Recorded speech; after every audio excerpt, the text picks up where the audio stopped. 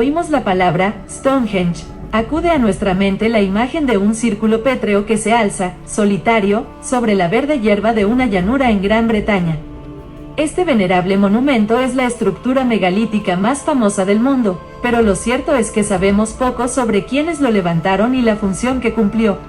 Situado en la planicie de Salisbury, en el condado de Wiltshire, a unos 130 kilómetros al oeste de Londres. Se estima que su construcción se desarrolló a lo largo de unas 80 generaciones, durante unos 1600 años. La construcción de este imponente conjunto empezó hace 5000 años y fue abandonado 1500 años después. Todavía no sabemos por qué se edificó ni las razones que llevaron a su olvido. El conjunto que hoy vemos en pie está compuesto por un círculo interior con 6 grandes bloques de piedra rematados por 3 colosales dinteles y por un círculo exterior de 17 monolitos con dinteles. Esto es todo lo que queda de un monumento megalítico que en su día incluyó unos 162 elementos pétreos, y cuya construcción se ha atribuido a los romanos, a los sajones, a los daneses, a los druidas, a los extraterrestres, pero lo más seguro es que fueran las primeras comunidades agrícolas de Gran Bretaña. La imagen actual no tiene más de medio siglo de antigüedad, se remonta a 1964. Cuando las estructuras líticas fueron trasladadas por última vez, solo 7 de los 25 soportes, y 2 dinteles, que se mantienen en pie permanecen inalterados. Los otros han sido levantados y reparados al menos en una ocasión, y en el siglo XX varios megalitos fueron asentados en hormigón.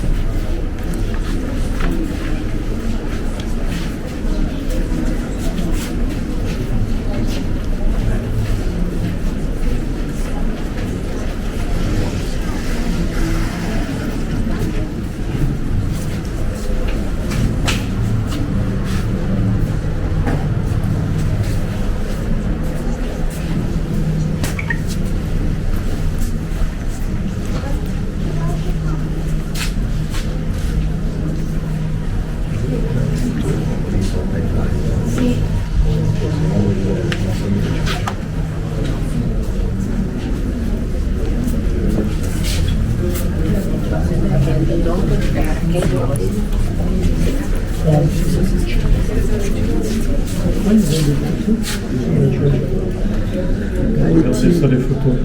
Ouais.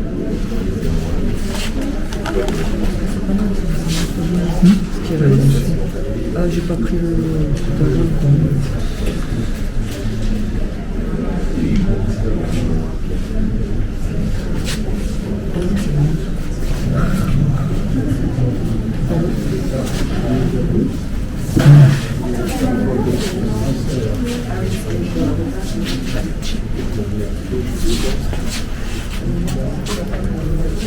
El Machu Picchu es cool.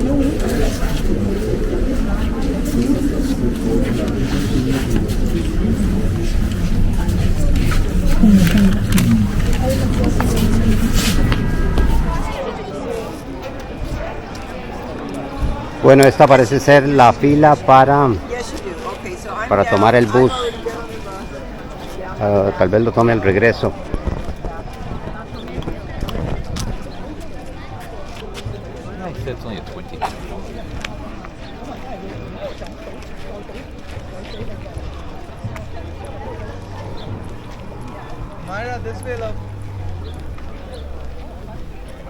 Media hora de caminar y se llega a las piedras.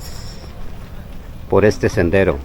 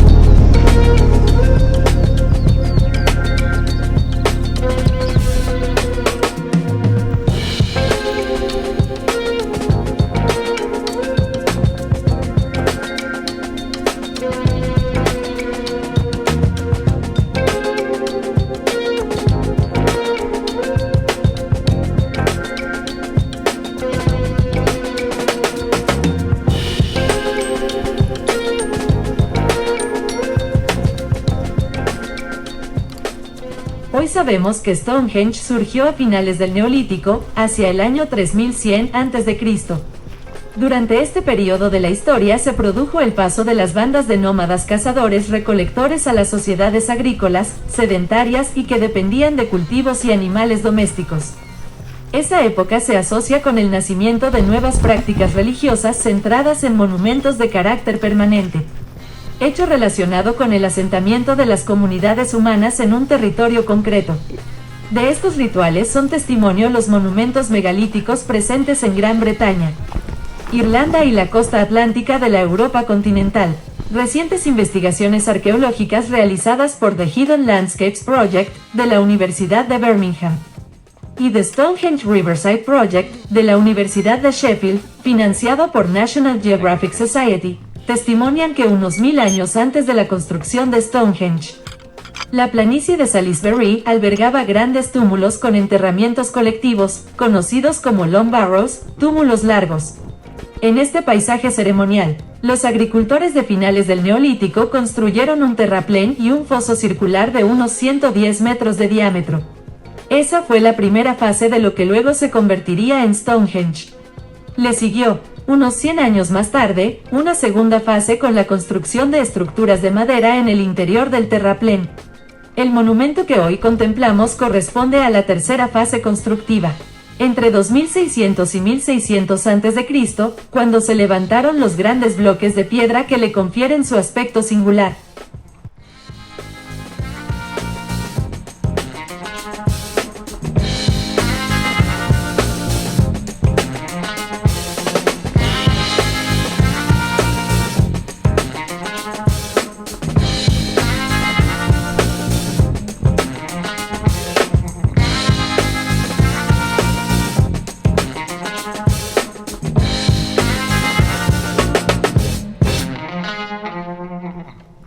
La extraordinaria inversión de tiempo y esfuerzo humano que requirió la edificación de Stonehenge sugiere que estaba diseñado con un propósito especial. Y la interpretación más aceptada actualmente es la de que fue un centro ritual prehistórico alineado con el movimiento del Sol. Pero para comprender por qué sucesivas generaciones dedicaron buena parte de sus energías a construir este colosal monumento, debemos situarnos en el contexto de la Europa neolítica. Las primeras comunidades agrícolas dependían por completo del ciclo de las estaciones, cuyo transcurso implicaba períodos de abundancia de alimento, como la primavera y el verano, y otros de carencia, como el otoño y el invierno. Así pues, no es de extrañar que el eje de Stonehenge se alinee con el sol naciente en el solsticio de verano y con la puesta de sol en el solsticio de invierno. El solsticio de verano, que varía entre los días 21 y 24 de junio, es el momento del año en que el sol está en su cenit, y es, por tanto, el día más largo del año. Mientras que el solsticio de invierno marca el día más corto del año, alrededor del 21 de diciembre, cuando el sol está más bajo en el firmamento. La alineación de Stonehenge con el solsticio de verano permite concluir que se debió levantar para acoger una actividad ritual o festivales estacionales relacionados con la observación del sol y, posiblemente, de la luna. Es probable que estas ceremonias representasen ideas sobre la fecundidad, la vida, la muerte y el más allá. Sin embargo, puesto que su construcción comprendió más de 1500 años, su significado pudo cambiar con el paso del tiempo. La presencia de enterramientos asociados con Stonehenge añade una nueva dimensión al aspecto ritual del monumento. El descubrimiento en 2008 de más de 60 restos de cremaciones datados entre 3000 y 2500 a.C. respalda la imagen de Stonehenge como lugar de culto ancestral. Otros enterramientos asociados con este monumento han cambiado nuestra perspectiva de la gente que levantó, habitó y visitó este lugar. Así sucedió con el hallazgo, en el año 2002, de la tumba de un hombre de la Edad del Bronce, el llamado arquero de Amesbury, enterrado hacia 2400 a.C., una de sus dagas de cobre procedía de la península ibérica. Y el análisis del esmalte dental indicaba que había crecido en la región de los Alpes. Por otra parte, el descubrimiento, en 2005, del esqueleto de un joven que fue enterrado con un collar de unas 90 cuentas de ámbar en Boscombe Down, confirma la idea de Stonehenge como monumento de gran trascendencia, cuya esfera de influencia superaba las Islas Británicas. En efecto, el análisis de las cuentas mostró que procedían del mar Báltico, mientras que el estudio del esmalte dental reveló que el esqueleto, datado hacia 1550 a.C., se correspondía con el de una persona procedente de la Europa mediterránea.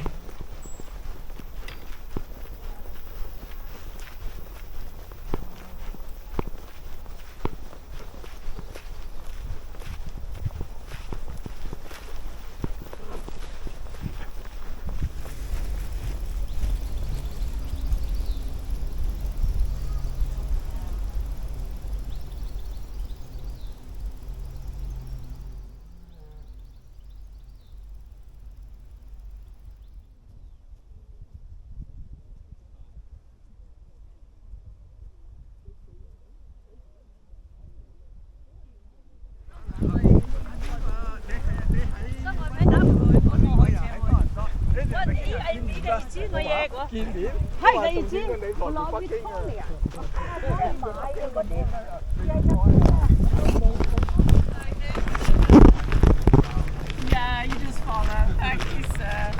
And if you have a wristband, you do, sir. Head this way. This way. Thank you.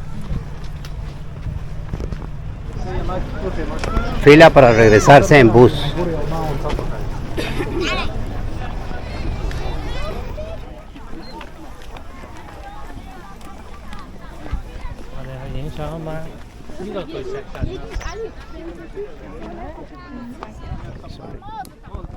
El nuevo monumento, erigido en el área central del terraplén, era un círculo pétreo con un diámetro de unos 30 metros.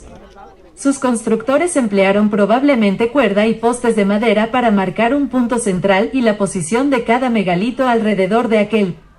Cuando los grandes bloques de piedra arenisca, sarsen, llegaban a Stonehenge, los canteros les daban el tamaño adecuado y pulían su superficie. Después se levantaba cada monolito en el lugar asignado. Se ha sugerido que, para ello, primero se cavaba un hoyo con palas de asta de ciervo y de huesos de buey. Este hoyo tenía 3 caras verticales y otra inclinada, en rampa, forrada con madera que quizás se impregnaba con grasa animal para facilitar el deslizamiento de las gigantescas piedras. Una vez el monolito yacía sobre la rampa, se tiraba de él con cuerdas desde el frente a la vez que era empujado por detrás con palancas de madera hasta quedar en pie. Entonces se dejaba transcurrir un año para que estos gigantescos soportes se asentaran. Cuando las grandes jambas estaban firmemente asentadas, se colocaban los dinteles. Posiblemente eran trasladados hasta su emplazamiento mediante rodillos, y luego eran izados sobre los bloques de arenisca usando una rampa de tierra o un andamiaje de madera. Pero los dinteles no descansan en las jambas sin más. Para dar estabilidad a su obra, los constructores de Stonehenge emplearon un sistema de caja y espiga que conectaba los soportes y los dinteles. Además, los extremos de los dinteles poseían alternativamente lengüetas y muescas, de manera que la lengüeta del extremo de un dintel encajaba en la muesca tallada en el extremo del siguiente. Estas técnicas de ensamblaje habrían sido perfeccionadas durante la construcción de anteriores monumentos de madera. Una vez erigidos los soportes de arenisca, se disponían los bloques de basalto a su lado, bluestones, proceso que culminaba con la colocación de la piedra del altar, como punto focal del monumento. Finalmente, para identificar el eje principal del solsticio de verano, se debieron de añadir la piedra talón y la piedra del sacrificio. El resultado de esta actividad fue un monumento emblemático, formado por 5 partes. En primer lugar, el círculo exterior de 30 metros de diámetro con 30 bloques de piedra arenisca, sarsen, de 4.30 metros de altura hábilmente labrados, coronados por dinteles.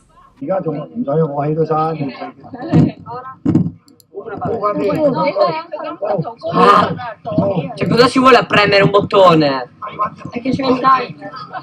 En segundo lugar, las bluestones, dispuestas en un círculo formado por 57 piedras. En tercer lugar, y en medio del círculo, una estructura en forma de herradura compuesta por 5 trilitos de sarsen, que estaba abierta hacia el noreste y contenía en su interior otro óvalo de bluestones. En cuarto lugar, la piedra del altar, en el centro del monumento. Por último, la piedra del sacrificio y la piedra talón, al este del conjunto. Hacia 1600 a.C. se dieron unos toques finales, cuando se cavó un doble anillo de hoyos, conocidos como hoyos y zeta, en torno al círculo principal de piedras sarsen.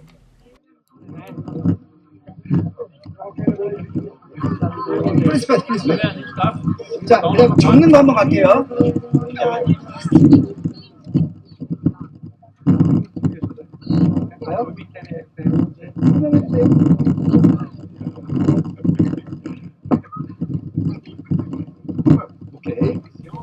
El propósito de estos agujeros era sostener piedras o postes de madera que nunca llegaron a instalarse, y la estructura fue abandonada. De hecho, parece que el conjunto cayó en el olvido, puesto que no hay evidencia de que después de 1500 a.C. se depositaran otros artefactos en Stonehenge, o de que el monumento estuviera en uso. Los enterramientos citados evidencian una conexión directa entre Stonehenge y otras partes de Europa que se remonta al menos a 2300-2200 a.C. Por tanto, en respuesta a la pregunta de quién construyó Stonehenge, podemos sugerir que fueron personas tanto del Neolítico como de la Edad del Bronce, con vínculos comerciales y posiblemente religiosos con la Europa continental, y lo edificaron en varias fases, en un reflejo de las transformaciones sociales y religiosas ocurridas a lo largo de 1600 años. Desconocemos quién asistía a las ceremonias en Stonehenge, si allí se congregaba toda una comunidad o solo albergaba una reunión de las élites. En todo caso, podemos deducir que este monumento era el centro ritual de un sistema religioso asociado con los antepasados y con el movimiento del Sol y de la Luna. Y el análisis de los enterramientos nos sugiere que Stonehenge fue uno de los lugares más sagrados y reverenciados en Europa entre el Neolítico y la Edad del Bronce, desde sus orígenes en 3100 a.C. hasta su cenit en 2100 a.C., pero siempre estaremos a la espera de que un nuevo estudio, otra excavación arqueológica o un hallazgo fortuito ofrezcan una nueva interpretación de este conjunto singular.